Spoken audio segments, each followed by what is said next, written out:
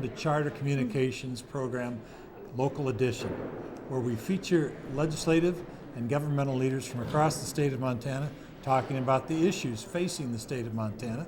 My guest today on the third day of the 2015 legislative session is Senator Elsie Artzen from Billings, who is here for her not third, not fourth, not fifth, but sixth legislative session. Yes, Four yes, of them in sir. the House, two of them in the Senate, and you have become the chairman of the Transportation Committee, chairperson, Yes, sorry, sir. and Business and Labor. What else? Ethics. I chair ethics, and Ooh. don't we all want our government officials to be ethical? Well, there's Yes. more to that. I understand that. And there'll be an issue sometime in this session Yes. where Yes. that's the focal point. Yes. You're in the leadership, more or less, Mm-hmm. of the Senate, and meanwhile, back in Billings, there's big news.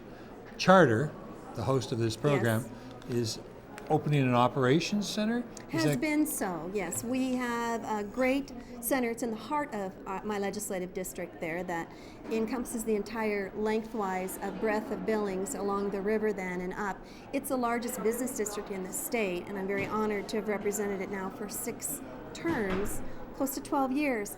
But Charter has a employment center there of 500 individuals. And these are individuals that pay taxes, these individuals, that go to work every day and understand the rigors of working in Montana. Well, I'm sure we're very happy to be there, and we're sure happy to have you here working for both your district and the state of Montana. Tell me one issue that blends the state of Montana's best interests, as you see them, and your district's issues. Excellent. It is about taxes. It is tremendously that. We are now going to be into a property reappraisal year. We do that every 6. And so we're beginning that. Not only is it important for business and property, but it's important to individuals. So that's what hits. Now, I've heard the debate. They say, yeah, we can do property tax relief, but where do we take it from? So if these are property tax relief proposals, are they zero-sum games where we just give back from the quote-unquote surplus, or are we going to raise taxes someplace else? As a Republican, I can't imagine that it would be the latter. Right. What it is we're to grow that discretionary income, and that's the ones that go into the marketplace, whether it's a business that hires or individuals like you and I or anyone out there, that wants to spend some money. And it's that money in the pocket that we're looking to put back. It's not growing government. It's making sure that those that are in need have those services, indeed, but not to expand that service, but to make sure that those in need are benefited by state and local government. Meanwhile, you're where most of us think eastern Montana starts, in Billings. And most of us have noticed that eastern Montana's been on a roll for maybe the last 4 or 5 years with the Bakken oil and gas boom. Certainly hitting a lull now with gas prices, but have contributed a lot to the state economy and the surplus. Now want some of that back in terms of infrastructure improvement because the services are being overused. There's a proposal last time passed the legislature. Sure. The governor vetoed it. He believed the money would have been better borrowed at a low percentage rate that spent cash that was earning a high percentage rate. Now the proposal is to blend borrowed money and cash. Where are you on that infrastructure bill as it's being presented? I have been a firm believer in a public and a private, compromise and something that deals with a partnership. So in other words, the contractors that the state government would use for any kind of infrastructure would be indeed our private entities, which of course are those ones that would benefit by any monies that come into them for their employees and their business as well. I'm still looking at that entire proposal. I did promote it last session and the governor did veto it. With the price of oil right now, and it is down and it is hurting the industries that we have in eastern Montana though, but it's helping our trucking. It's helping everybody. I mean, you could fill up your gas tank right now and come to Helena and it's by far less expensive than it used to be. Yep. So it's getting Montanans around, it's moving goods and services, and our top number 1 is agriculture. So it's helping that entity. So it's a good thing.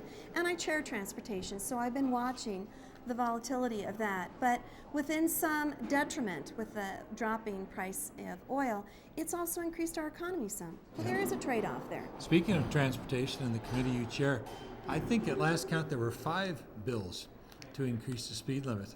What's your temperature on those proposals? You know, the whole discussion. I'm a wordsmith, and when you do education, like I am an educator, but then you also come up here, words have weight. So if you put a limit into play, whether it's a limit or not, should you go over that limit?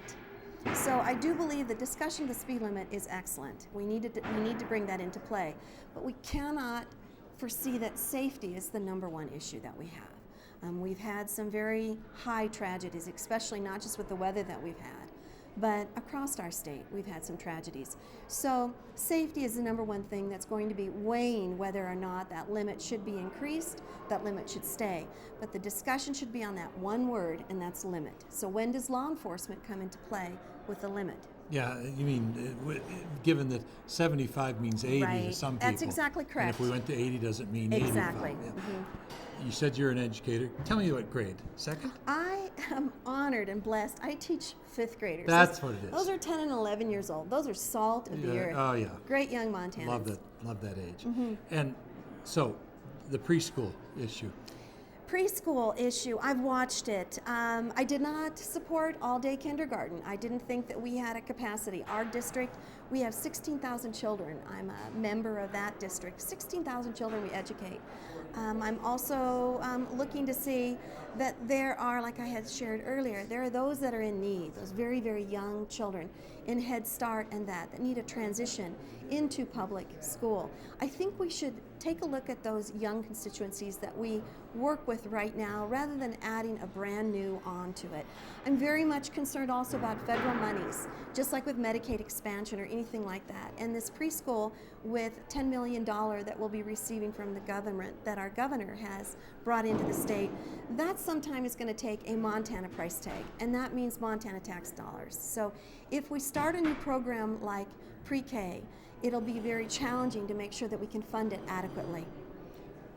90 days from now, Yes, sir. when we're not probably all as perky as we are on the 87. third day. 87 days. You're already counting. 87 days from now, you're on your way back to beautiful Billings Yes. and your lovely home and your beautiful family.